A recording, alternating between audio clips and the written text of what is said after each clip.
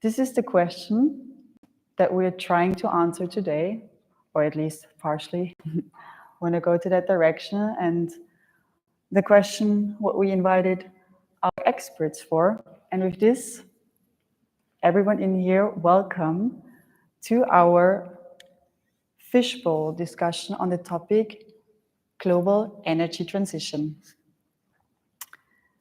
My name is Ellie, and I am a student here at the University of Graz, Masters in Political Philosophy. I'm a project assistant in sustainable consulting and proud member of Oikos Graz since 2020. And for the last year, I've only been in the role of moderating those kinds of events because I love to ask questions. Some of you are already familiar with Oikos, some of you too. Who are we?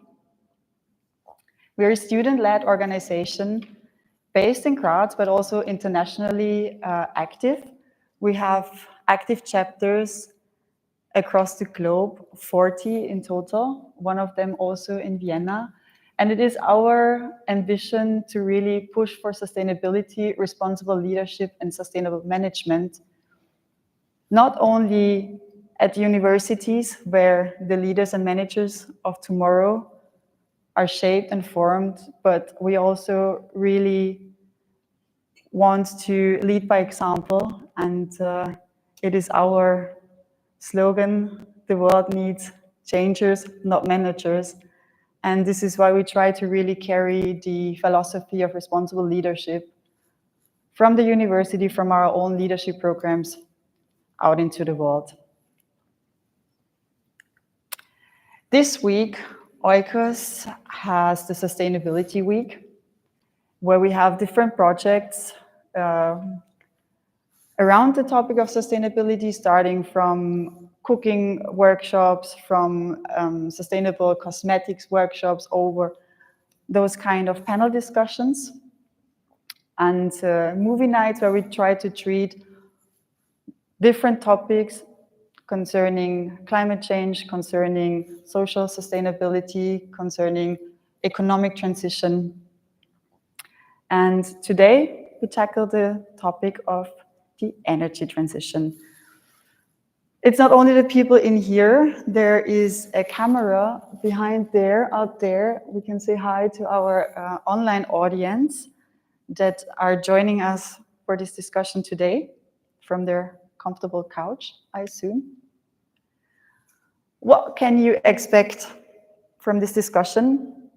We already had a little overview, a little introduction. I will shortly introduce you to the topic, to the format of the fishbowl, then to our interesting speakers that we invited for you today. I will have you do a little warm-up round, so we might need to get a little bit closer.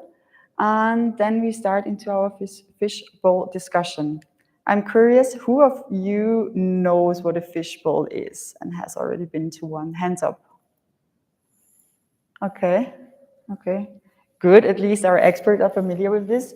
So you see the format is a bit different than typical panel discussions. We're not sitting in front, we're sitting in the middle and everyone around. And there are two empty chairs. They're not there because there were speakers that canceled or because we can't count. These chairs are for you, for your questions, for your comments. So you are very welcome to join us in this circle to discuss with us. It is our goal to really have a discourse together, to shed different perspectives, lights onto this really, really complex topic, and to find a common ground at the end of the day. So I really encourage you to join us and feel the vibe of the circle. And for this, we also have some housekeeping rules, which I assume are very obvious to everyone, which means please respect each other and each other's opinions. It's really important to let each other finish our thoughts, express their thoughts, and for everyone joining the circle, also give the opportunity to the next person to also take a seat. who is discussing with us today. I'm really, really happy to welcome you in our circle. I will start to my right with Magister Dr. Jakob Schwarz, who has already been with Oikos before several times, online, in present. He is member of the National Council for the Green Party, Die Grünen, since 2019, and now has been nominated or elected as the Spitzenkandidat, top candidate, for the Austrian Parliament elections 2024. You have a background in physics, atmosphere physics to be precise, have been a researcher as well as at the Wegener Center for Climate and Global Change in Graz. And as a politician, it is your goal to stop the Verschrottung, the scrapping of the planet, by, for example, pushing for ending state subsidies for fossil fuels. Dr. Werner Brutsch, Head of Department of the City Environment Office of Graz. You have a quite technical background in process engineering and a PhD in chemistry. And you're also member of the Energy Advisory Board of the Ministry of Economy and the National Climate Protection Committee as a representative of the Austrian Association of Cities. Thank you for joining us. Professor Steininger, also already with Oikos for the second time. Professor of Climate, Economics and Sustainable Transition at the Wegener Center Graz. You conduct research on the consequences of climate change, the economic dimensions, and in particular on emission reduction options for small open economies. Thank you for being with us again. And last but not least, Professor Karl Rose, Professor of Electricity Economics and Energy Innovation at the TU Graz, Board of Energy Steiermark AG, and a member of the Supervisory Board of OMV AG. I tried to just pick a few of your impressive CV. So I tried to sum it up in having a very impressive career in international oil industry after you conducted your studies of petroleum science. For example, also being chief strategist at the Royal Dutch Shell. And with that, everyone, thank you so much for taking your time, for being with us, and for participating in this discussion.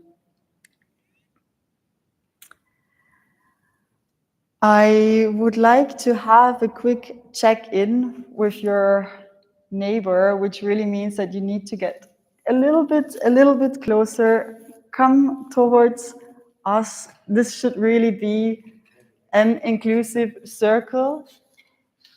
We need to fill the gaps in between. Make sure you have a neighbor, and let's introduce yourself. How are you here today? And with how are you here today, I don't mean did you come by bike or by foot, but how do you feel, and how are you doing, and what do you expect from this talk?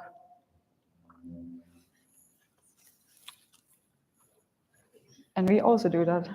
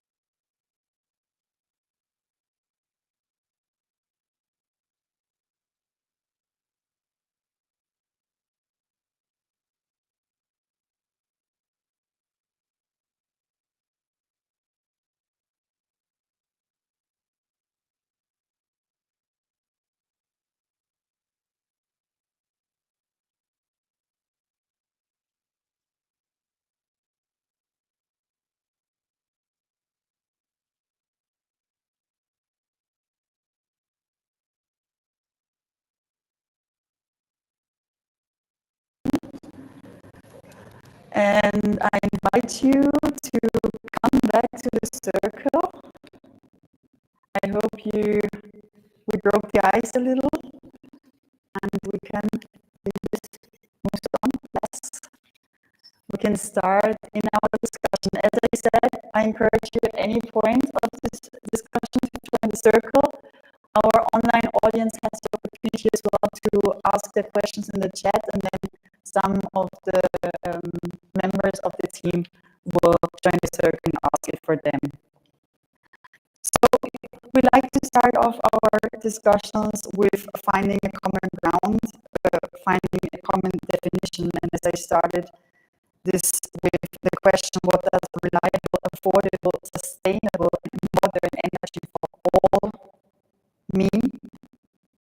I would like to maybe kick us off on this, and you could try to answer this in your words and with your particular lens on the topic. And whoever wants to start us off.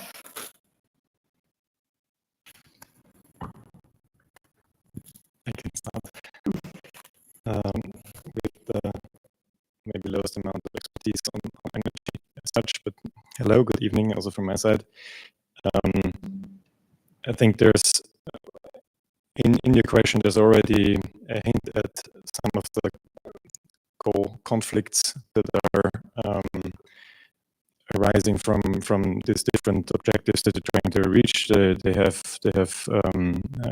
conflicts or conflicting, and I think it's one of the big challenges that we're facing in this transition to be able to have a sustainable energy supply and keep it affordable at the same time and reliable. And for me, one of the core goals must be to reduce the energy used, because energy savings, or first energy efficiency and then actual savings, both very deep supply of energy if the amount is lower than energy.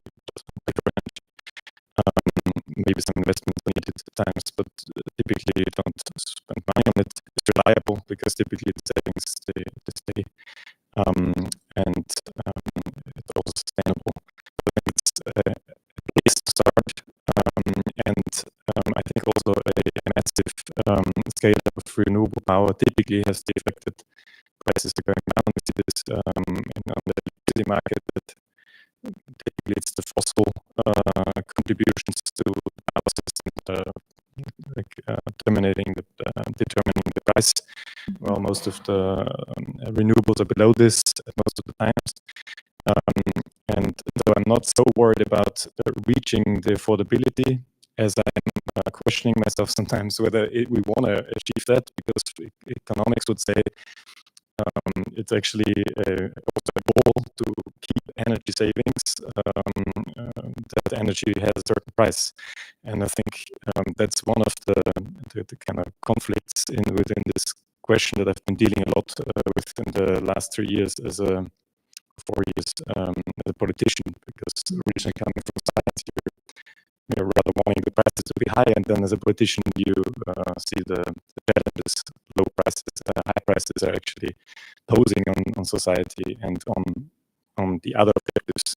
People resist changes if they notice that it's increasing the energy prices, things like this. So that's why I think it's necessary. And maybe we can go deeper into this later, but it's kind of some of my first thoughts on the subject. Thank you. Thanks, Jakob. I think the difficulty we have is that we are shifting to a renewable energy basis where we have mainly upfront investment, upfront costs. And so I fully agree that we need to reduce energy demand basically by system changes, by better spatial planning, that we need less motorized transport, for example, by better insulation of houses. But we will have quite some energy demand in industry. And that's now the difficult part, to really ensure that we have enough renewable energy to keep up our production system and still supply households and equally for all. The advantage we have is that renewables have become so cheap, especially photovoltaics has declined over the last 10 years by a factor of 10, storage by a factor of 8. So that makes it possible now to make it affordable for all. But of course, it's intermittent resources. We have to build up the system, flexibility, storage, etc. So there is a lot of management, a lot of market incentives we have to revise to really ensure it. Second, it's also decentralized, and that makes it also possible for the global south, also net independent island solutions. So I see we do have quite good starting conditions to get there, but it is quite a change of our energy system. In the preparation for this evening, you sent me the question, what does SDG 7 mean to you, and is that even possible? I think you have to take into account that the SDGs are goals from the United Nations, and these goals are similar in about, I think, 190 countries all over the world. And I think if you can reach this SDG goal number 7, it's a little bit of difference if we are talking about Burundi, Cuba, or Austria, because the level of energy consumption is very different. And I think we have, for example, here in the city of Graz, an energy consumption of about 6,000 gigawatt hours per year, which means per capita about 20,000 kilowatt hours per year. And I think we cannot reach this goal at this level of consumption in the way that we take into account all the other SDG goals, conserving the landscape, the nature, preserving water and systems, and so on. So my personal opinion is we have to lower the amount of consumption, otherwise we cannot reach these SDGs at the level that we are here, that we have here in Austria. Yeah, thank you. Same question. I think I have the advantage, which there's one part of my CV you haven't mentioned. I was for 7 years director of the World Energy Council in London. And I traveled the world in Africa, Asia. I've talked to governments in Beijing as well as in Washington and in Johannesburg. And I've seen the complexities of trying to transform the energy system. The World Energy Council does these sort of studies. And what does it take? It takes, I think, first of all, 3 things. We need to find internationally an agreement to reduce the investments in fossil fuels. Internationally, we don't have that agreement, as Dubai has shown. I mean, there's a lot of talk about this, but quite honestly, fossil fuels are still growing. I'm checking this almost weekly, and it's one of the big problems we have internationally. We're not getting out of oil fast enough because nobody is managing it. There is no international manager who is accountable for reducing that. Secondly, and at the same time, we need to increase investment in renewables massively, 8 times maybe. It's not the 3 times we agreed in COP28 are not enough. We need to do a lot more. It has to do with point 2. We have a real problem in the developing world. The developing world, from a financing perspective, carries far higher risks in the sense that if you want to take a loan in Nigeria, you need to pay 20%, whatever, because there's a high political risk attached to that, which banks will actually tell you to pay. We need to actually come to an international mechanism where in the developing world we reduce the financing costs for energy transition. Otherwise, these countries will not be able to do the investments they need to do. And thirdly, what we're really running into is, and that is a problem, is a raw materials problem. We're talking about cobalt, nickel, neodymium, palladium, I can go on. We need a lot of this material. It's not like they are not around on Earth, but we need to start a lot of industrial activity again to get them, and we need to do that outside of China. We are running into a very, very geostrategic, unwanted situation of dependency on the very key countries. And that politically will not be acceptable to the Western world in the long term. I'm just trying to get out of a dependency on Russia from gas, and now I'm adding a 97% dependency on China. This is not feasible. We need to do something there. And if that is research on places like Leon on using other materials or whatever it is, but we need to address. When I looked at it last time, 1.4 billion people who didn't have any access to energy.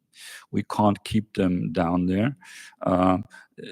As soon as they have an income of $7,000 a year, they buy a motorbike. If they have an income of $30,000 a year, they start to buy cheap cars.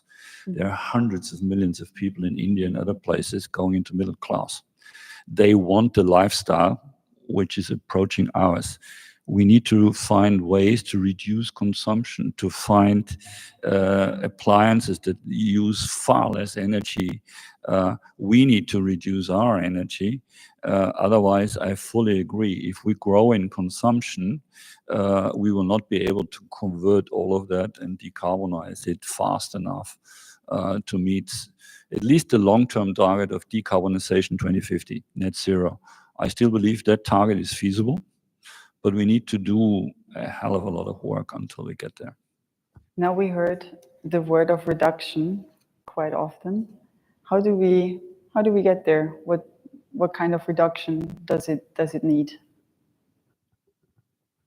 Or you wanted to? I shortly wanted to refer to the point of materials. Some time ago, I heard that if we want to solve this problem only by technology, by development and technology, we would need only in the field of copper usage the same amount of copper in the next 25 to 30 years than was used in the whole history of mankind. Mm-hmm. The last 5,000 years, we needed the same amount of copper as we would need in the next 30 years. And that's not only the problem to find the copper, that's not the main problem. The problem is where have you the engineers, the chemists, the workers, and what is how is the landscape after this action? We are talking about SDGs. If you make mining in this amount, we are talking about what is with SDG number 15, life on land, 16, peace and justice, 3, good health, 6, clean water, and so on. So you're saying technology cannot be the solution? It's a part of the solution, but it's not the only solution. Mm-hmm. There is a reason why we are behind the targets. Politicians have a hesitancy to go into the behavior of people and actually tell them you can't do that, because they know they get the biggest back pressure when you do that. And that's why we have addressed everything else first. Everything else first. For example, building wind farms and solar farms, nobody's objecting to that, other maybe some of the people who live there. But for the rest, societal agreement is there, yes, we do that. As soon as you say to people, I want you to change the way you live, boy, you're suddenly facing huge resistance. And that is also the reason why if on the streets you ask people, are you for climate protection? 96 out of 100 people will say, yes, I am. But if you then say, will you actually not fly on holiday to Mallorca this year? They're saying, hang on a second, who are you to tell me to do that? Yeah. I think that's a big. So is that actually true that politicians don't want to? I think as a politician, particularly when climate protection is important to you, I think it's important to have sustainable solutions. So if you start and you move and then suddenly you have 80% of the population against your policies, then it wasn't very sustainable. So I think even if you're very serious and not populist at all about the transformation, you still need to focus on popular measures and try to do them first, or at least try to get them through in order to keep the public opinion on your side, because otherwise you have no chance fighting a huge challenge like this one. I think to some extent we all know that because of some externalities, the climate solving the climate problem is very complicated. It requires a lot of international cooperation, but to some extent also disagree. I think that there are some areas, particularly because renewable energy prices have gone down, and because energy savings can be done, we can do some of the things as Austria alone, or at least in the European Union. And I think, for example, if Dubai doesn't contribute, they themselves don't export oil, but Abu Dhabi has a lot of oil production, and the other Arabic countries. Of course, if we reduce our demand for oil and gas, and that's something that we can do in Austria, in all sectors, and we've been doing this in this period in the government, be it the traffic, where we stop building highways and increase the infrastructure spending on railroads by 50%. On the prices, we increased with the carbon tax the prices of the fuel, while on the other side with the tickets, the climate ticket reduced the price on rail. We've tenfold the infrastructure investment in bike lanes and things like this. So you can do this, take these steps and reduce your demand nationally, but depending on the sector, you either run into a competitiveness issue with which is a topic in the industry, or on the other side, you run into public resistance because particularly when it comes to traffic, so I think these are the main kind of challenges that we're facing. On the one hand, we want to decarbonize the industry. We don't want to export our industry and have carbon leakage, and we also want people to stay on board and profit from this transition, at least to some extent.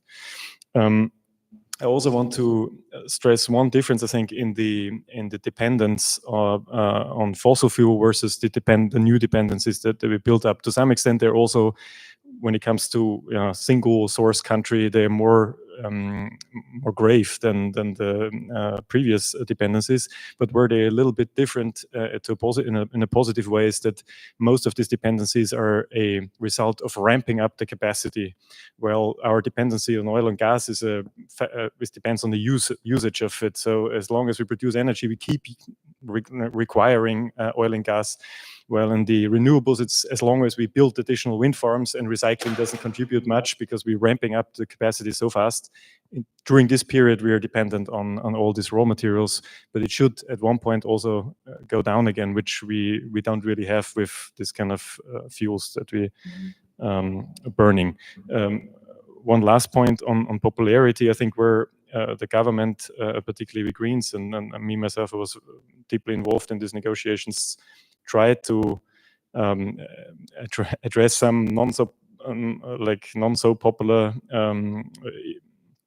or use less popular instruments, was in the fight of inflation, where most economists were recommending to us that we support household incomes and don't level and cap prices of energy. And I generally agreed with this approach, and was one of the factors that showed that or contributed to our massive reduction of greenhouse gas emissions in the last 4 years. We're now below the 70 megatons, the first time since 1990. So there is an impact of what we're doing.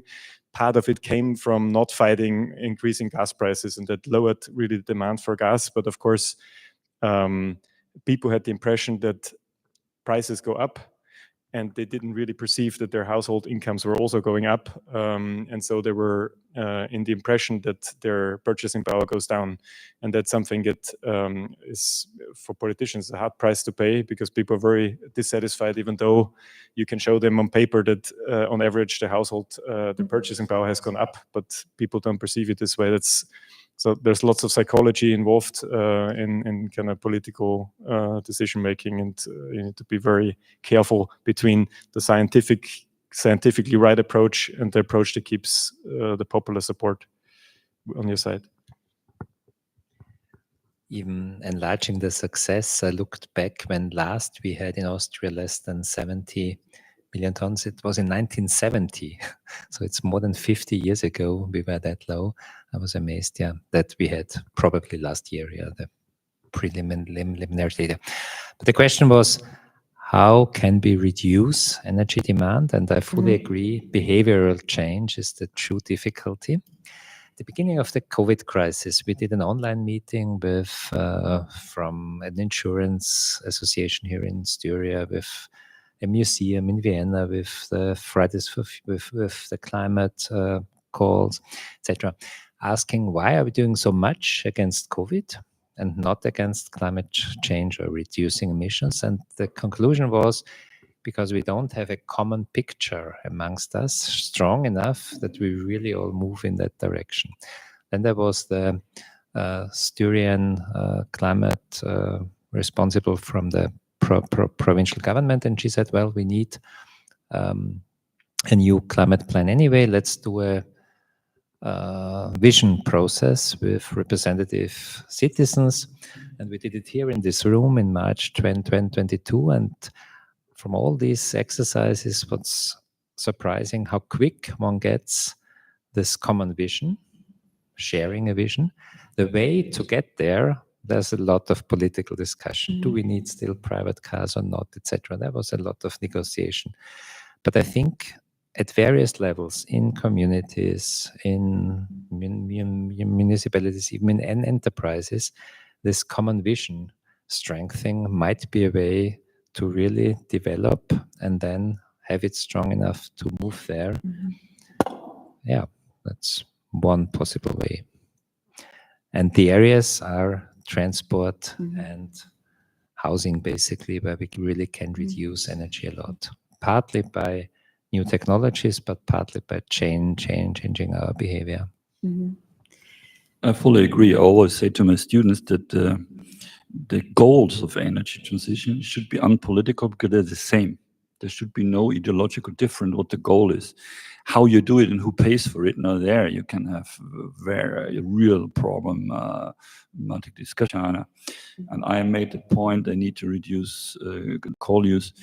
They got so angry and they said, let me tell you something. You had your development in the West. We have to lift hundreds of millions of people out of poverty. We will do it. We have a lot of cheap coal. We will burn it. If you don't want us to do it, pay for it. And this was a very strong emotional outburst I had there in New Delhi, and I will never forget that. And I realized how difficult these international climate negotiations must be. Not a job I would want to volunteer for.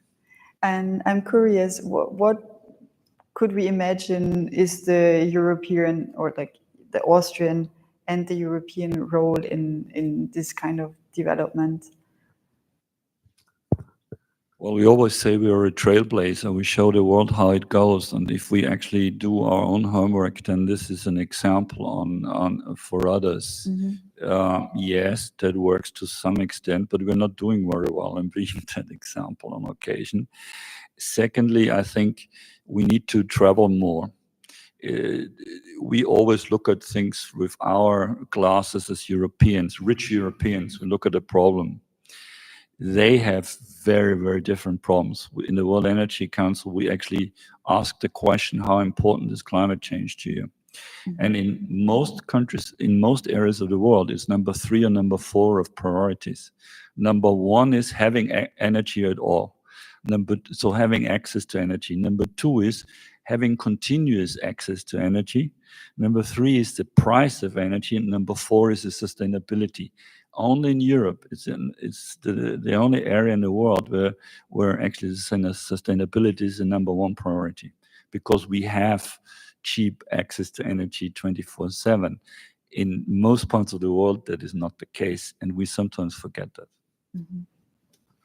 The question was affordable, reliable, sustainable, modern energy should be ensured for all. I think there's a very large conflict of these topics. I think on the long term, we have to say goodbye to the situation that almost everybody here in Austria can heat up his 80 square meters flat up to 22 degrees in winter, cool it in the summer, go around 10,000 kilometers with the private car, and can go for holidays by plane for 2 times per year. I don't think that this is possible in a sustainable, reliable, affordable way. Yeah. And how to reduce it? I think the main problem is public awareness. We are here in an awareness bubble, sitting here. 30 people here in an awareness bubble. Go out to the street and talk with common people about this topic. So Austria is so small. No problem here. Solve it in China, solve it in the United States or somewhere, but not here in Austria. There are people, they compare our situation with the area of a post stamp compared to think about 70 square meters flat. That's go to the social media and read about this topic, what people are talking about it. We are not responsible for it. We are not. But how do we get there? How do we get out of our bubble and reach those people in the street? And this is also a question I want to ask to the room, which means that I invite you again to join us in the circle at any time if you have an answer to this. I think that 10 years ago, I would have 100% agreed with the statement. Now, recently, it has been a bit of a backlash, but on average, we still see in the polls that climate change and fighting climate change polls very high. People are very concerned about it and they want it to be addressed. Now, of course, that's on the general terms, and when it comes to what can you contribute, it looks very different. But I think if it's possible to combine this kind of vision, we want to fight climate change, we want to enter a carbon neutral world, and then derive the measures that are needed, and you strengthen this connection between the two. And I have two examples that I can give from concrete policy work that we've been doing. Our Klima ticket has had a different name. When we invented it, it was called 1, 2, 3 ticket. It had nothing to do with climate. Or the Klimabonus was called Umweltbonus. The redistribution of the carbon tax is now called Klimabonus. So we've tried. Sounds like just like very banal marketing, but the idea is really to connect this general goal of fighting climate change with concrete measures and make people aware that these things are connected. It's one of the things. On behavioral change, I learned also now, particularly in the last 4 years, there's it's very difficult it's easy to say for people, particularly like us four here, that have a good income, good education, and difficult for some households that are having a low income and particularly have a lot of lock-in effects, investments that are needed that are hard to make, things like this. And one of the ideas that are around for longer, but we kind of increasingly support this as Greens, is energy Grundsicherung, a basic kind of provision of energy. So you would have probably not subsidized because anyways energy prices are going down, but have low energy costs for a base amount, and then the higher the energy demand is, the higher the taxation on the energy, to kind of create an incentive to use less and also create a basic supply of energy and provision for everybody. And we have currently a temporary measure in place, the Strompreisbremse, the electricity cost reduction instrument, that actually has a little bit of these elements in it. It has a fixed amount that is subsidized, and everything that is above has to be paid at full market price.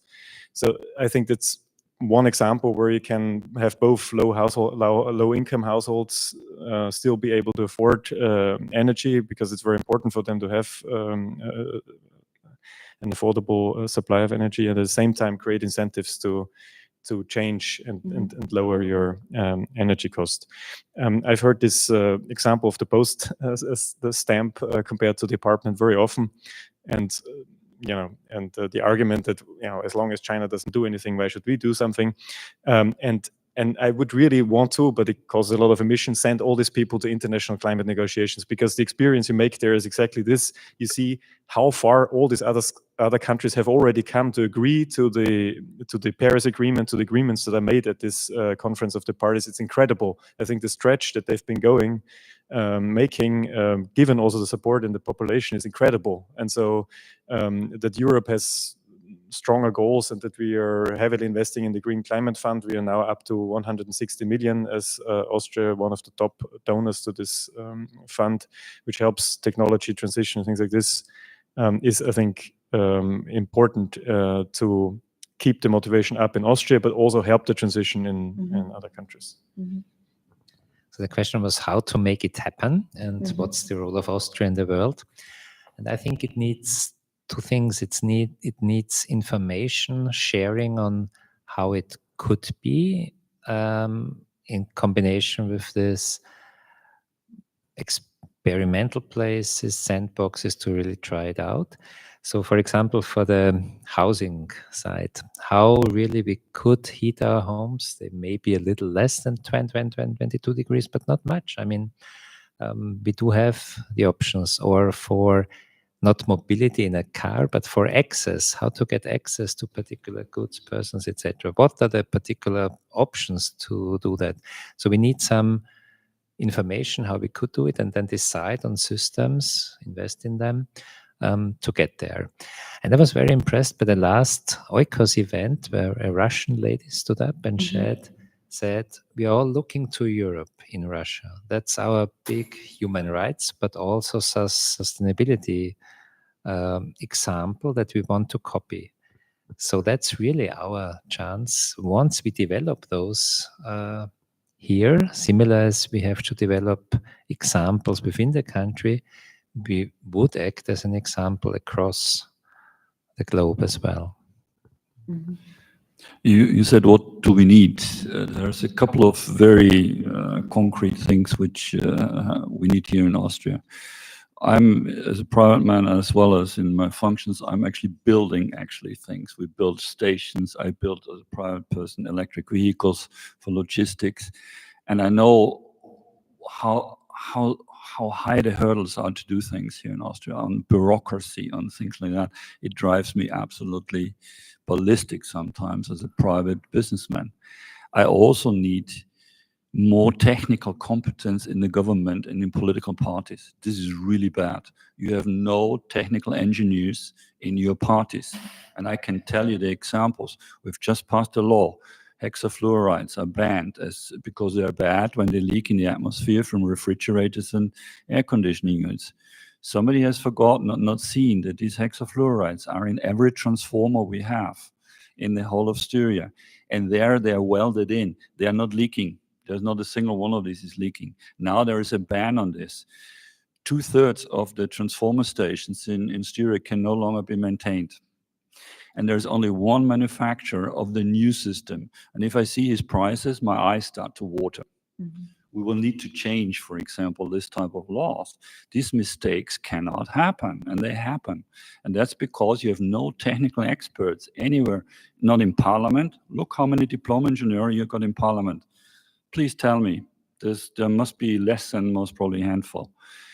And when I teach electricity innovation, there are 50 students. We need 500. At the same time, there are 3,000 architects and 4,000 psychologists are in education. Please, young people, study the things we need. And when we ask, actually, why don't you study electricity? They say, oh, too much physics, too much mathematics, much too difficult. We will not solve these problems by talking about it like we do here. We need some people who actually can make some solutions.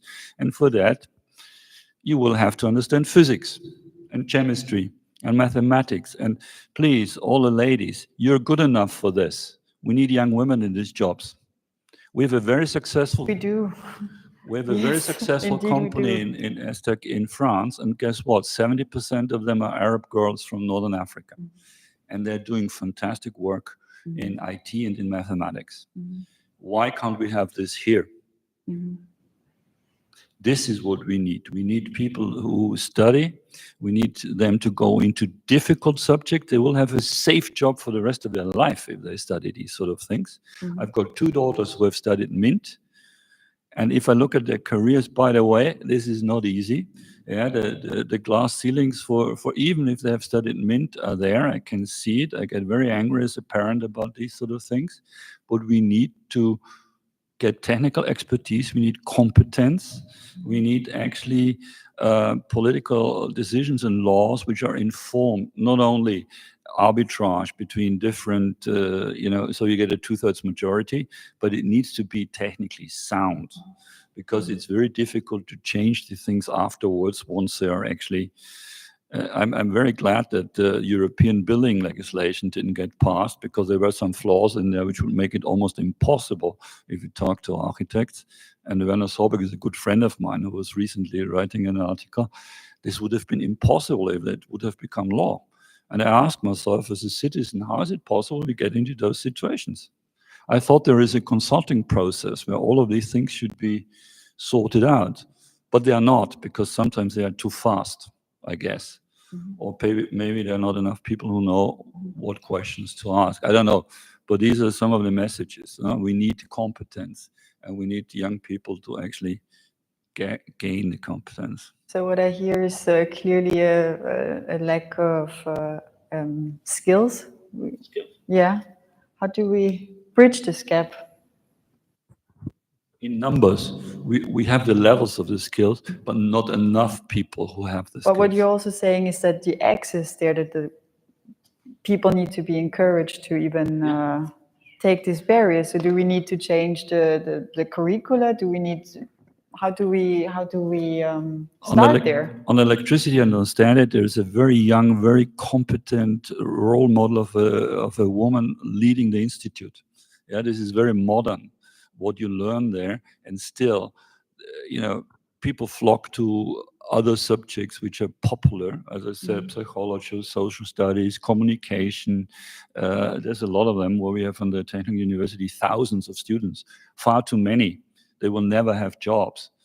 But some of the hardcore technicals or research subjects nobody wants to go into, and that needs to change. Maybe we need programs where we pay people a stipendium if they go and study these sort of things, so we can attract them. I don't know. This is a political question. How do we do that? Since politics has been addressed directly, I have to also respond directly. Personally, I have a technical background. I came from mechanical engineering, went to physics, and moved over time into economics, almost a natural science, and then into social sciences, now in politics. And I did that because I realized that the end of where I arrived at is the more important thing. I think that it's very critical at this point to have a lot of engineers. We need it because it's more demand. The time is more demanding technically, technologically, and we need these people. And it's a pain to see that we don't have in the numbers in the education system. But we just agreed that technology is just a part of the solution. That's why I'm actually happy to see that lots of people are studying psychology or psychotherapeutics now. In the future, is also going to be on university, because there is an important sociological, there's important psychological elements to the challenge that we face regarding this transition. We've just talked about behavioral change. Of course, here also technology plays a role. If technology just makes it more attractive. If renting a car is super easy and, I don't know, fancy, then you do it, and you don't have to buy a car. But to some extent, it's not the technology needs to change, but really it's happening on other levels. I also think it's important. I think in the ministry, this assessment is probably true, that expertise could be higher. I think in the parliament, the goal of the parliament is to be representative of the population and represent the population. So I think relative to the population, we have more engineers than there are in the general population. We have more PhDs than there are in the general population. And I think this negotiation of interests is what politics is about. That's very important. So we have the administration and the Verwaltung that is responsible for delivering good proposals. But in the parliament, our process is exactly this. This is what we paid for. We paid for fighting for negotiating the interests. I'm not paid for being an expert in a certain field, even though I have some. Of course, it doesn't harm to have some expertise in the stuff that you negotiate. But in the end, I need to know what is my interest. And my interest is future generations, people with low income, keeping the industry in the country. And this is what I'm fighting for. And the basic understanding of the subject matter helps to fight for these interests, because what I also experience sometimes is people don't even fight for the interests they represent because they don't understand the technological implications of the things they're fighting for. And here I would agree with to some extent, but I think generally the role of politics is also there's a misconception about what politics is about in the broad population. I experience this very often, that you say, like, why do you have so many people of XYZ and nobody knows things about taxes or something like this. So that's an interesting experience I have generally as a politician. So can we say that politics needs to change? If politics then needs to change, if we just heard that how these legislations come together, it lacks. Sometimes it lacks expertise. I think it has a lot to do with the time that we're living in. We are in a time of revolutionary change in many fronts, and you have a democratic system that was not built for this processes. Now you can either speed it up. We do this we actually do a lot of this in the Austrian political system through tricks in the legal provisions. There's things like Trägerraketen and changing motions that are coming in last minutes. We are passing some other things that are actually provided in the law of how to pass laws to speed up the process. But this comes with even more, more prone to making errors. So I think to some extent this transition is also particularly for people that have been in Anglo-Saxon countries, I think we should also allow politics to make mistakes. These things are happening. We're doing it. Okay, we realize it's wrong, and then we should have then I think politicians should be strong enough to say, okay, we made a mistake. Now we're going to change it. I think maybe that's what's rather missing than kind of the experience at the first time you pass a law, just because the challenge is really overwhelming. Yeah. I don't think that most of the members of the parliament must be engineers, but we should talk with engineers, some of them. And I think a problem here in Austria that I see is that we mix experts with lobbyists. What do you think if you have a consultant, the head of a fossil oil association at a meeting about e-fuels? What do you expect? What will he tell about this topic? You have to talk with experts and not with lobbyists that are paid for one company to push this interest. That's a problem. One of your questions was, what does politics expect from science, and vice versa? I think first you have to define politics. We don't have politics in one way. We have politics from green to the far right wing. And I don't see that there are coherent politics in any democratic country of the Western world. You have coherent politics only in totalitarian countries. And we have a system with the following fundamental point of view. Everybody is for renewables, but not in my backyard. That's the problem. And politicians want to win the next, or have to win the next election. And so the meaning of people is the most important thing. So I also think that you need not only engineers to catch this effort, but also people in the field of social affairs, etc. How do you talk with the people? How do you find benefits for people? I think people change their behavior if they see benefits for themselves. That's the only point. We have saving of energy and reduction of greenhouse gases in the last 2 or 3 years. Gas prices, electricity prices were very high. People were afraid of a blackout in winter. Everybody saved energy. They shut down their gadgets. Only not to save the world, not because there is the war in Ukraine, because they want to save their own refrigerator. That's the only argument. And for me, this question of has policy to change is how to get back where we have been stronger in the past, not just doing what's possible now, asking and what's possible, we do that, but really developing together what's necessary to make that possible, what is necessary to be done. And that's a difficult task, I guess. Be interested what Jakob thinks about it, how it can be done. But we have moved more and more away from drawing a vision together towards, well, let's do a opinion poll, and then whatever has 60%, we just do it. And I would really like to come back to the drawing a vision together, but a bit later. Now I'm very curious also, we heard lobbying and we heard mixing experts with lobbyists and so on. How does the fossil fuel industry feel the end of the fossil fuel era? Is it something that we can actually, that they actually see is happening, or are they still fighting against it? There is two different fossil fuel industries. There is a private industry and there's a state industries. So private industry would be Shell, Exxon, BP, Chevron, these sort of companies. And the state, they are 10% of the industry. 90% of the industry is Saudi Arabia, UAE, Iran, Kuwait, Russia, etc. The private industry knows this since the 80s.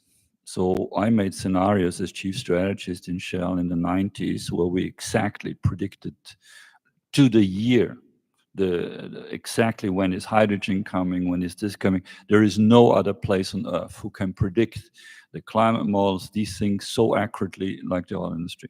And by the way, other than Exxon, we have never held this back. I've presented twice at the European Parliament our scenarios where we said if we don't do anything. At that time, I was negotiating with Barroso to get a CO2 price. I said, we need a CO2 price.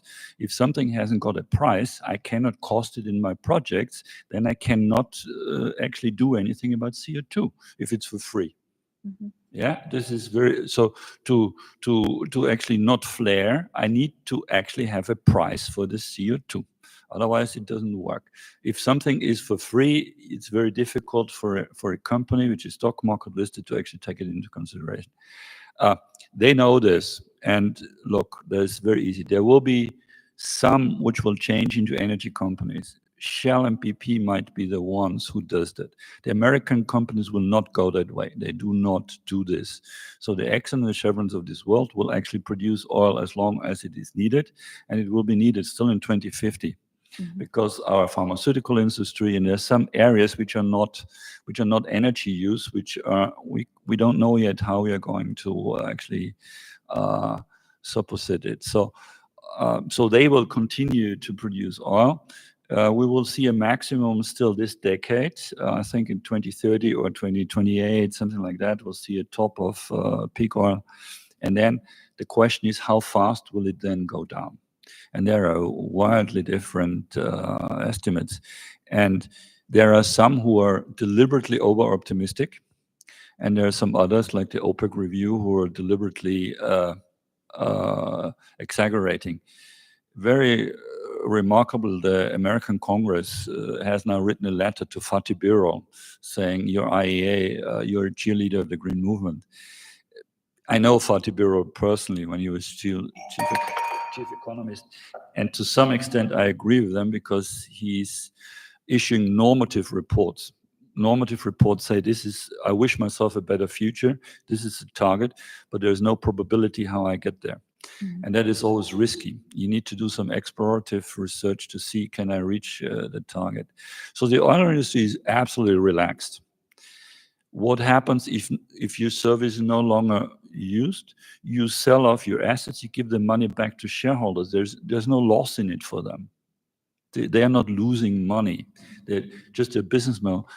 And it's nonsense. I've had this discussion with the head of Greenpeace when I was in Shell. He said, you guys need to have electric charging stations for electric cars. I said, no, no, no, no. Our core competency are molecules and three-phase flow. Now, some of these will go into hydrogen. They will go into some sort of circular economy and chemicals. But some of these companies will just go away, and you will no longer have them in 2075. They will give their money back to shareholders, and then shareholders can invest that money in new companies. Yeah, that's a very normal process. We no longer have companies that manufacture horse-drawn carriages. They are gone. Yeah, this is so differently. The states, Saudi Arabia, UAE, Congo, Nigeria. This the world hasn't thought about. We're heading. If they go out of business, there will be 0.1 failed states. Venezuela being the first one. 80% of the state income is oil. What happens to that country? They might actually go into war, into wars to actually. We need to be aware of it. Angola, Congo, Ecuador. The Middle Eastern countries are rich enough to actually get out of this, but there's a lot of very troublesome geopolitical issues coming to us. So you need to differentiate. Western companies, yeah, they're no trouble for us on this. The state oil companies of countries like Iran, Saudi Arabia, now that is a very different story. And to close off, they haven't reacted yet. What I'm afraid of is that Saudi Arabia, the crown prince, at some stage says, screw you, I'm now throwing oil on the market. You know what it costs them to produce it? $3 a barrel. The price is at $90 a barrel. They can actually make the price $10 a barrel. And then you suddenly see the developing world starting to buy oil again because it's dirt cheap. That is what we will face at some stage in future. OPEC is going to break, and then we will have 5-6 years of a huge backlash. That's what's going to happen. Hello. Do you bring better news into the circle? Thank you for that. I came up with a few new questions, but I do have 2 questions actually. We talked about this this common vision about energy transition, and if I look at different countries in Europe, especially when it's about nuclear power, I see totally different strategies. And first question, where do you see this common vision?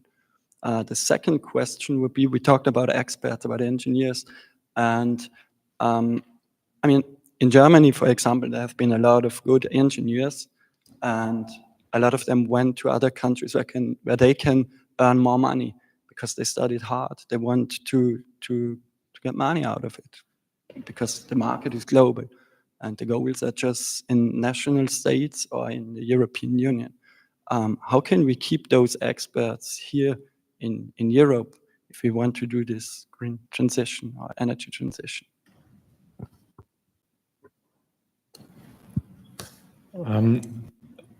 Before I go to the common vision, I wanted to say one addition on oil companies, particularly when we have a big oil company also in Austria. I think one thing that does worry me on top of what worries you is that, of course, in the end, companies can sell off their assets, but in the process of it, they get devalued the whole time. But to some extent, it's priced in.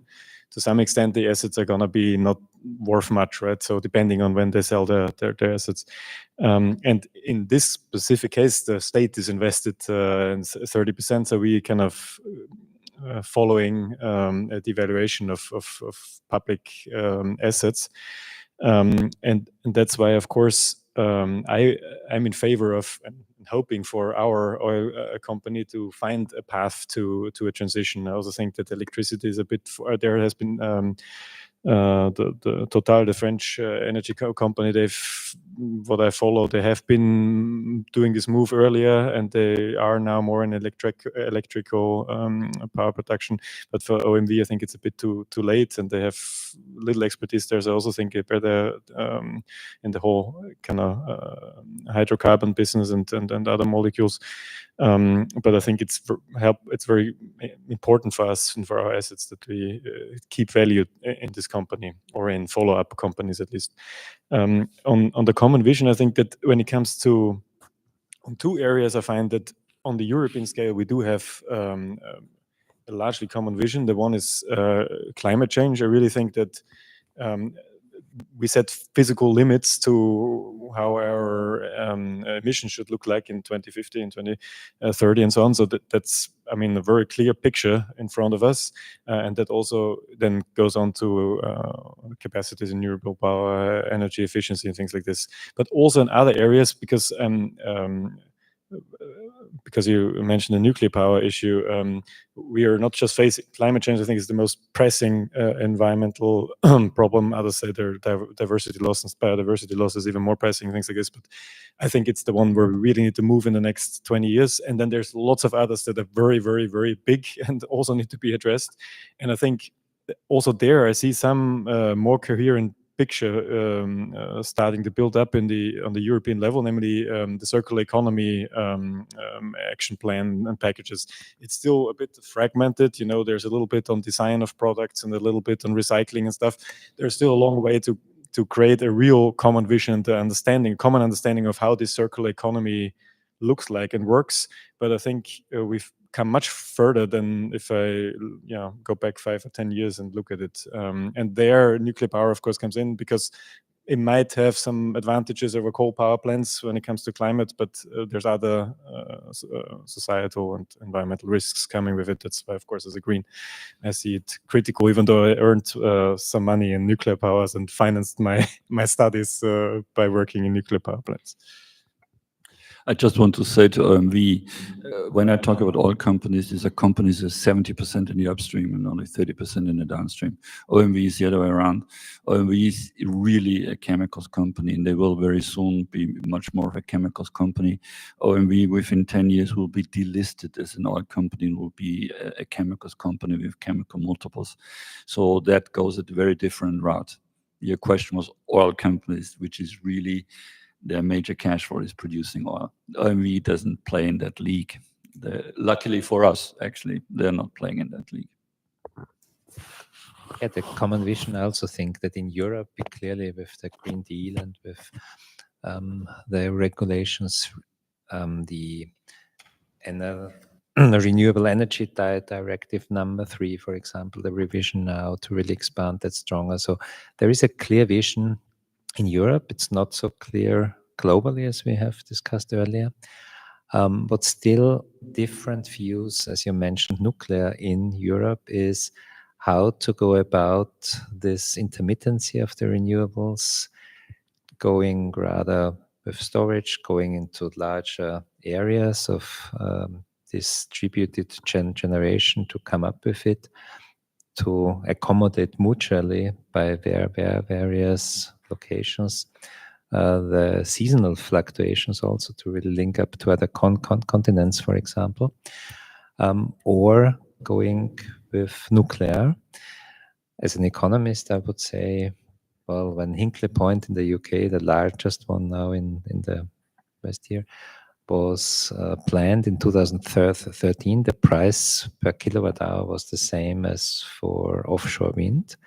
But that's more than 10 years ago. Now renewables are much cheaper. So if you really invest in euro into nuclear, you lose double the amount of energy by renewables, basically. Not even talking of the security that there won't be an insurance company insuring it for the damages it could come up with. But still, there is some countries who have invested a lot and they want their maintenance business going on. France, for example, and have pressed to be it in the taxonomy to declare it as green. Yeah. So we'll see how we will move out when renewables get even cheaper. Yeah. I actually wrote the report for the G7 at the University of Fukushima on nuclear energy. That was the most difficult report I ever wrote in the European Union, because 14 countries were this way and 14 countries were that way. It was really, really difficult to do that. And I get often the question from students, is nuclear our savior? And I say, no, it's not. We don't have enough people for actually nuclear. Personally, I'm against any technology which, if there is an accident, escalates. Yeah? So if there is a plant or any industrial site, if there's an accident, I want it to burn down, then it's finished. It's bad enough as it is. What I don't want is that when you have an accident, that something goes into the atmosphere and it goes somewhere else. That is not a good thing if it's uncontrolled. However, I have to say that, so it will not be any more what it is now, which is 10% of the world's energy system.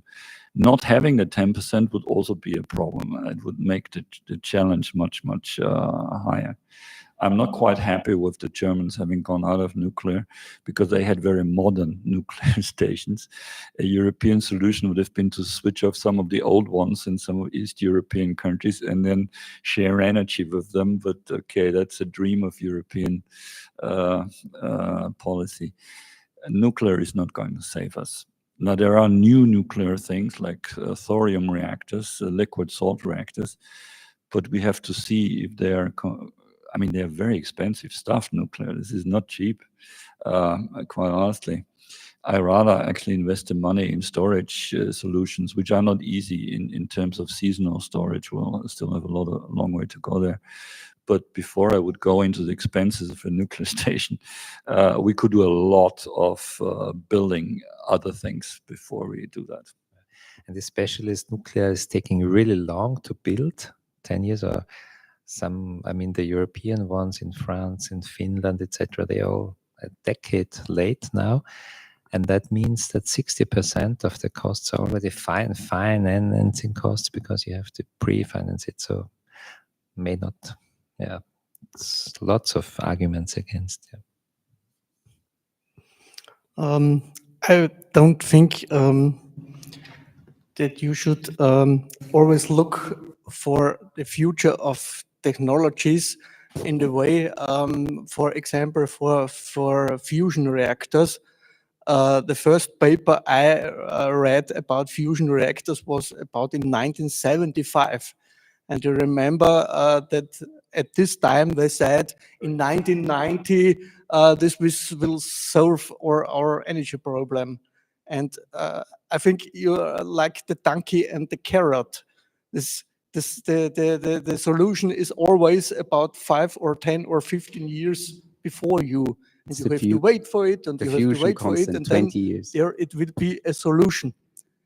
If we are talking about technologies where accidents may happen, one of my questions for this panel is, what do you think about carbon capture and storage? Because I think there is a change of mind at the federal government at the moment to this topic. Not only here in Austria, but also in Germany. And I don't know if a carbon capture and storage installation in Austria is so safe that I want to live nearby it. If you're coming from a wine producing region in southern Styria, you know about how dangerous high concentrations of CO2 are. What do you think about CCS? Maybe before we go into that direction, hello, we have a guest in the circle. Hi. Do you want to ask a question or just join on this topic? I can join on the topic as well. All right, then let's move on with carbon capture. And what do we think about it? Well, we've just contributed to the Austrian National Strategy on Carbon Management. And my perspective, I was very skeptical before I went to Oxford 2 years ago for a sabbatical, and really learned that both we will be too late to really And so those not to abate, I wouldn't say hard to abate, not to abate areas, some of them might develop in technology-wise, but some of them will remain. And if you want to get really net zero, that's the only way to compensate for it. And at least the technicians in engineers of RAC, etc., tell me that no problem wherever there was gas before, we can put CO2 in. It depends, of course, on which geological structure, etc. But well, the Montanuni at least so far tells that there are storage areas. Yeah. Under pressure, I'm not so convinced that it is safe. I am. No. I'm convinced. We have hundreds of these things, decades. We have in Wassenaar, we have gas fields with 30% H2S. That kills you in one breath. One breath is enough, you're dead. And we have that in areas where people live. We have, it depends where you do it. I mean, you do it in gas reservoirs where the gas, we know the gas isn't coming up. So I'm pretty confident that we can do CCS. And by the way, since 20 years, in the IPCC scenarios, in the IEA scenarios, in all of them, we have around globally 40,000 projects assumed in there. If we take that technology out, we don't even have to talk about this anymore. These are in there, and which is in the small print, and nobody has paid any attention. They are in all of the assumptions globally. There are tens of thousands of CCS projects in there. I find it absolutely absurd that we made a parliamentary decision with a 2/3 majority to ban CCS. This is completely nonsense, because now you have to take it out again, and you need somebody who actually votes with you as a government, and they will ask something stupid in order for their cooperation. And that's the problem with 2/3 majority decisions. But technically, I wouldn't do it in the middle of Vienna, but quite honestly, you can find places where this can be safely done. I'm absolutely convinced about that. I'm also, I think key concern is that typically in the models, there's some capacity included. So, you know, I have a hard time imagining how we do it without. That's, of course, in combating climate change, you're always having a hard time imagining how can you achieve the targets that we have to set ourselves. And there's always this gap between what is possible and what is necessary. That my whole political life, I'm concerned about this. The industry says we can do this much and else we go bankrupt. And the expectation from the climate sciences is more than this. The same in traffic and same in all the areas. So this is a core problem to the climate problem. Nevertheless, I look at CCS a bit like adaptation to climate change. Basically, you need to be very careful not to have it as an excuse not to do proper mitigation. I think that's the core concern. We need to do it. And then unfortunately, even though you need to keep full pressure on mitigation, on actual reduction of CO2 emissions in the production, you will probably still need CCS, because otherwise you don't manage the scale of the emission reduction that you need, or like the concentration of CO2 in the atmosphere that you need to reach. And that's why I think actually maybe that's a good example of the issue that we talked about before, making mistakes and then taking them back, because to some extent maybe it was right the way it worked, because by banning it, we kept the pressure on mitigating policies. And now when we, at the latest point of where you realize now we can't do it differently, then you release it and use this opportunity. In the meantime, the research has been going on in different countries. The EU Commission has it also included in all their models. And that's why one of the issues for Austrian companies is, if they want to do something, make projects to reduce the emissions in the processes, and they compete on the European level for funds with projects that are about CCS, and the CCS projects always reduce much more emissions than any super innovative innovation that you have in project that you have in Austria. And so on the European level, there's almost an overemphasis on CCS projects. So I think it's just, realistically speaking, we're not going to get around it. But I personally am a big fan of keeping the pressure on the real kind of reduction projects. So I join the discussion. Please. Well, my name is Thomas Seinsing. I'm running a citizen energy community called 7 Energy, 7 like SDG 7. And yeah, I am very interested in everything about the energy transition, so I can join the CCS discussion as well. In my opinion, the CCS part is overemphasized, and it's taken as an excuse mostly for continuing burning fossil fuels. We just have to imagine that burning 1 ton of fossil fuels creates 3 tons of CO2. So there is no way to continue burning fossil fuels and then kind of stick it into the ground. Then you have all these kind of making sparkling water and stuff like that, like utilization projects, which are completely bollocks. And I think people clearly don't understand that this is often taken as an excuse to continue burning fossil fuels.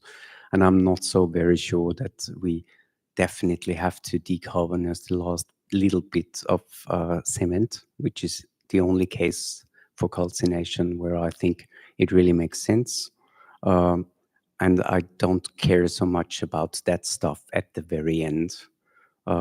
So just if it slows down, stop burning fossil fuels in a way. So therefore, I'm with you with keeping the pressure on and only allowing it for those things where you have no other option, where you can't electrify, where you can't stop, where you can't use biogas, where you can't go into other directions.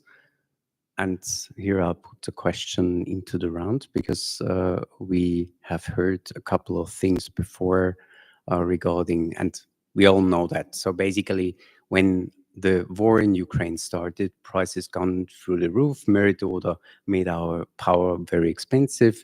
Everybody was building solar panels on their houses, ridiculously expensive, but everybody did it because everybody was scared. So what we actually saw, Austrians are opportunists. They are rather scared, and then when something has to happen because their pocket is at in a danger level, they do something. So then they get out, then they do something. So if everything that happens, and I can confirm that from our energy community, people are motivated by, okay, can I save some money? Can I share some energy within my family? Can I get a good price for the electricity, what we're buying? Everything is around economics. So if it's too expensive, nobody cares. So how do we kind of make, and that's actually a thing where I struggle with, because it has this multifaceted stuff. How do we make energy cheap enough to be competitive? Because if it's too expensive, like partially in Germany, the industry just has to leave for competitive reasons. How do we make it expensive enough that it's not completely wasted? And how does the policy has to look like that we get that kind of policy that is not kind of strangling the economics, and on the other side also kind of enforcing using as little or as efficient energy as possible? You will not have a problem in this sense, because look, for the next, until 2040, we will have expensive energy. Why? It has nothing to do with the cost of the solar panels or the windmills. This is irrelevant. But we need to, green power is going to be a short, as we say in trading. It's going to be in short supply. We can't build it fast enough than what we need. And if something is in short, you know what's going to happen. It will have a decent price. It will be actually, I said to the governor, the Landeshauptmann, recently, you're very unlucky. The energy price is double as it was before the war, so people are angry at you, but it's too low for really triggering renewables. Yeah, because, for example, photovoltaics, large-scale photovoltaics at the moment are not economic. On your house they are, because you use the energy yourself, but they are not if you actually build a, at least not for an AG, an Aktiengesellschaft, who has an internal WACC which they need to meet. Privately, you might actually be able to make it. So until we have depreciated the massive capital costs which we are incurring. So, for example, in ESTEC, we are way above the depreciation per year. So we are adding to the capital stock every year, hundreds of millions, because we have to invest billions in the net. Together with a 40% rule of banks of own capital. So for every billion I invest over depreciation, I have to keep 400 million in a bank account, because my own capital quota needs to be around 40%. That brings us into huge cash buildup in terms of in the books, which actually reduces our returns. So for quite a while, we will have these huge investments now, and they need to be depreciated. And then the costs are going to go almost close to zero, because then the sun and the wind and the operating costs are going to be very low. And then you're almost in a zero economy, and then we will have surplus power. The problem we have is that our generation is now building this new infrastructure. It's not going to ruin us. It's not going to, really decrease our lifestyle, but it's going to cost us some money. And we should be aware of that. We just need to discuss who pays what in society. How do we protect the lower income groups? But we can afford it. But it's not going to be cheap. Please forget about this. Is not going to be cheap. It needs to be worth. We need to say it's worth us doing this. But it's also not going to be ultra expensive. You don't have to be afraid. Normal middle class income will be way sufficient to do this, and it will increase our life quality. And for those who are below those means, we need to find a way to compensate them and pay for them. Otherwise, we'll have too much social disturbance in the system. Unfortunately, we slowly have to think of coming to an end. Please still respond, and then I would invite our guest to bring his question, and then we slowly start. One particular issue in financing this transition and building up the infrastructure is what kind of energy-intensive industry will be here, or will be closer to places where renewables are amply available and therefore cheaper. Yeah? So steel is a question. Yeah. Will we have it here in Austria in the same amount as we have now? I think we have a massive problem with the regulations for the management. If you see the situation in the last 3 years, everybody is looking to the charts. What's the price for natural gas? If it's lower than X, you make this. On the next day, it's not lower than X, you make this. I think for this, you don't need a management. And I use artificial intelligence, I use a computer, and the computer says every day to the employees, you have to do this, you have to do this, you have to do this, and this changes every day with the charts. For this, I don't need a management, because a management should have a look to the future and not say at the moment we don't invest in photovoltaics because electricity is now for some months lower the price than a certain value. What will be the price in 1 year? What will the price be in 1 year? And then we are sitting and running around, oh, it's so expensive, it's so expensive. What shall we do?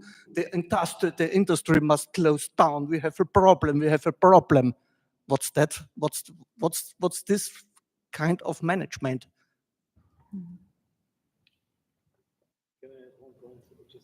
Yes, please. It's on financing the infrastructure for the energy transition. We have a big discussion currently. There's a law in development that needs a 2/3 majority, where the question is who finances the build-up of transition and distribution networks on electricity mostly. And the companies involved, they prefer the system that's in place right now, where the users pay for the infrastructure. And because of the huge investment costs currently, it's a bit unattractive, because we're in a situation where the company that has to build it says we need at least this profit, else we can't do it. And the consumers say we want to keep the same price as we had before, and the government and the interesting thing is that most of the industry doesn't want government to interfere because they like this kind of inherent financing system of building infrastructure. I think, and economists that I've been talking to agree on it. Felbermayr, for example, the WIFO head.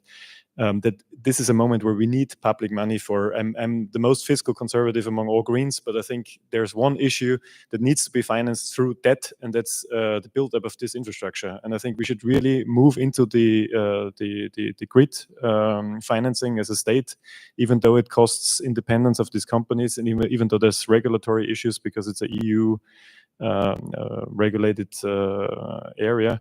But I think it's required because it's infrastructure that future generations benefit from. And why should the current generation have an interest in building up all this infrastructure? I think it's a very basic issue that I also find lots of my colleagues to disagree with me on that issue, but I think it's the only way to do that.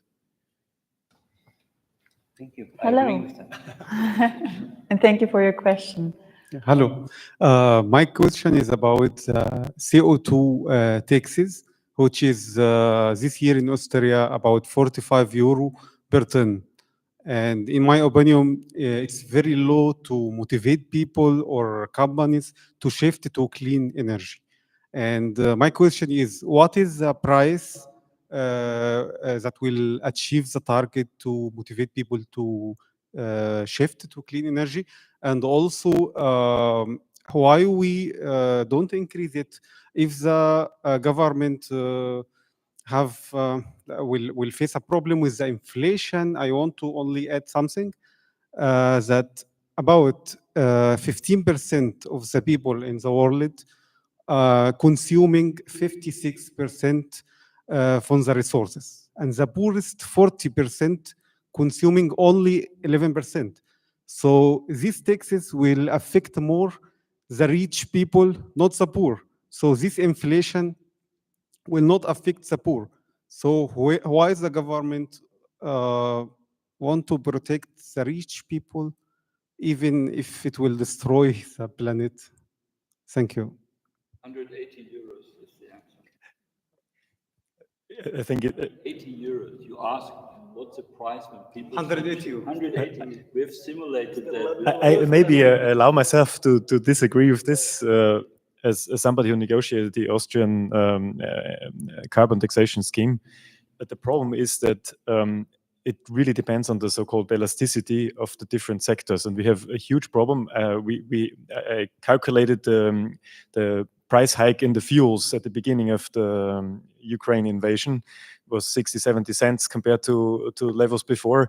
So you have carbon prices of 300 euros, and you saw a little bit of a reduction of consumption of fuel, but not too much. So I think when it comes to traffic, to some areas, the elasticity or the willingness of people to change due to prices is very, very low. So I think these pricing systems work on investments, particularly for companies that have to take decisions.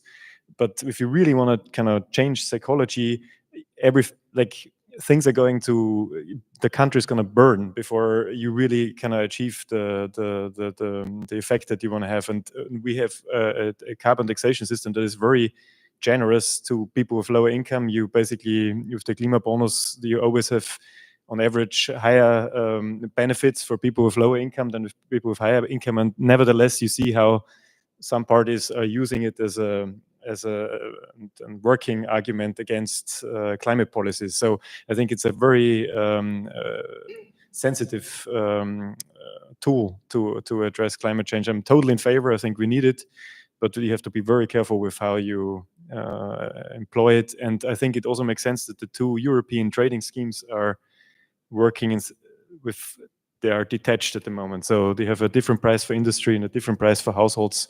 Unfortunately, they're going to deliver the inverse price signals. The industry will have lower prices than the households, while the households will complain more about it than the industry does. So, and then we will run into huge challenges. I'm a big fan of this ETS2, this European trading scheme in the EU, the second part.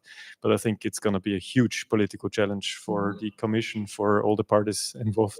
Yes. I'm worried about this 27, 28, what's going to happen. At the time when the CO2 price in Austria was introduced, we were arguing for it would need to be double the amount. Looking back to 2008, to the recession triggered by financial crisis triggered by high oil prices, where people really changed also in transport to ride sharing and public transport. And I'm also worried of ETS2. I think it's necessary to really have it on a quantitative restriction. But the question is, the promise is now with limiting it at 45 euros per ton or so, is in the European Parliament. Yeah, they won't stand that for more than 2 or 3 months. I guess they won't have the supply of certificates to hold the price low. Yeah, from the ETS market, basically from the market stability reserve. But that's only half the size. Yeah. So the question will really be. Because a very high rise and also a fluctuation for the households is difficult. They should be stable. So in Austria, at least, we have an approach to that level. Yeah. I just want to say that CO2 price, we need it for industry to price in CO2. You can't use it as instrument to steer population. You will be out of office with this high CO2 price. It's a psychological thing. So this is an instrument to actually, for industry to price it in. But if you rely on this to shift the population behavior, you will not, in democracies, you will not see the effect of it because you will no longer be in power. I would suggest to move this detailed discussion on the CO2 price to the buffet. It's probably way nicer to discuss it there. Unfortunately, we're running out of time and I assume also out of energy in here. But let's wrap up with something maybe a bit more delightful. And we had this notion of vision. We probably won't have time to create a whole new vision here. But maybe if you can think of one thing that you would like to give our audience before we leave the room, one thing that each of us can do in their own sphere of influence to accelerate, be part, contribute to this global energy transition, what would that be? If I start, for example, I'm not in love with cars. I would want to not own a car. I have one car and that's it, and it's not a fun car, it's a normal car. I have 3 adult children, none of them has a car or a driver's license. And this is for the older people. This is how you should educate the children. We don't need that, because transport They've educated themselves, by the way. Yeah. Children educate themselves. But they've also seen it. We don't need that. And in urban areas, please get off this. The family has 2 to 3 cars. Transport is the biggest and the toughest nut to crack in Austria. People are somehow so fixated on cars that I worry that we are not getting this type of oil burning out of the system because of it. Some of it is landscape, but a lot of it is also a little bit, you need to have a big car. Just get rid of that attitude. Psychologists, more psychologists. That would be So one thing, get rid of cars. what? Reduce it. You have to think that measures to reduce your energy consumption can better your way of life. For example, not to use a car and go by public traffic.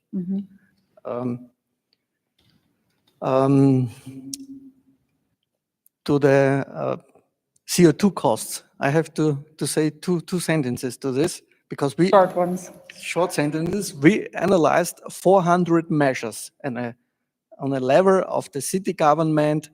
What shall we do? Shall we retrofit our school buildings or buy natural gas to heat these buildings? And the level where this point is changing is about 200 euros. So I think the 180 are the absolute lowest level. Otherwise, the system will not change at companies and in the industry. It's another point of view what you do with the population in the private sector. Thank you. Yeah, an outlook. I think develop. We heard at the beginning. We are here now in a time where many things change, where many options are available. So I think we can really develop, each of us for ourselves, one field of action where we can change, and then discuss it with 2 or 3 others. Tell them what you experienced, what you did like about it, whether it enhanced your well-being, and if it did, keep it, discuss it, and yeah, be part of this experimental path. Thank you. From a political perspective, 2 things. I think the first is everybody can help make people close the gap in their own head between I want to protect the climate and I don't want to do anything about it myself. I think that these 2 things are connected is something that we can all work on and get more aware of. The second thing, mobilization.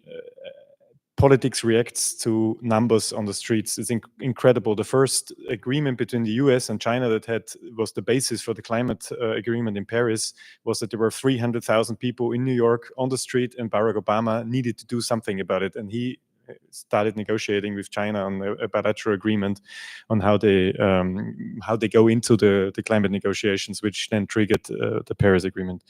And the Fridays for Future in Europe brought green parties to power, made referendums and positively for climate and things like this. That's how politicians think, basically. You look out of the window, you see hundreds of thousands of people on the street protesting against you, and you get worried, and you want to do something about it, and you want to get these people off the street because they create pressure. And I think we have to get back there. I think there's a lot of potential there because people are caring about it, and it's not so hard to get on the street and say we want to protect the climate. And that's just as important as stopping to use your own car is put pressure on politicians through this. Thank you. So we can conclude that the topic is complex and that we definitely don't come to one solution in 1.5 hours or 2 hours as it has been now. That it is a global problem, not only an Austrian, not only a Styrian, not only a Grazer problem, that the solution needs to be also on that scale. And that if we want to have part in it as on our individual sphere, we can do that by changing, overthinking our behavior, maybe starting with how do you commute? How much do you really need? Overthink your consumption. Talk to others. Be the change and get active. And I think these are very feasible things for all of us to implement. And for everything else, we need to keep on those discussions and keep to shed different lights on different perspectives, keep having those rounds, engage, and try to find solutions together. And with this, thank you so much again for being part of this circle. Thank you, all of you, for joining us, for contributing with your questions.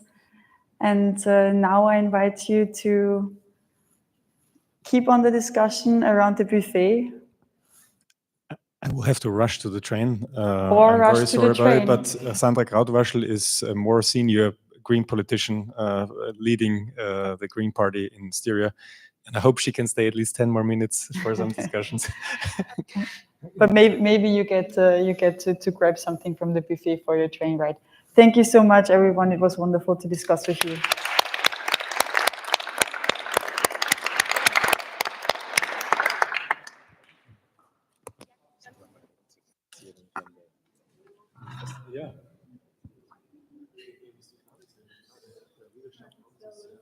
Jakob, können wir die noch ganz kurz für Foto auspacken? Wann geht der Zug? Ach, das ist ja gut, also einfach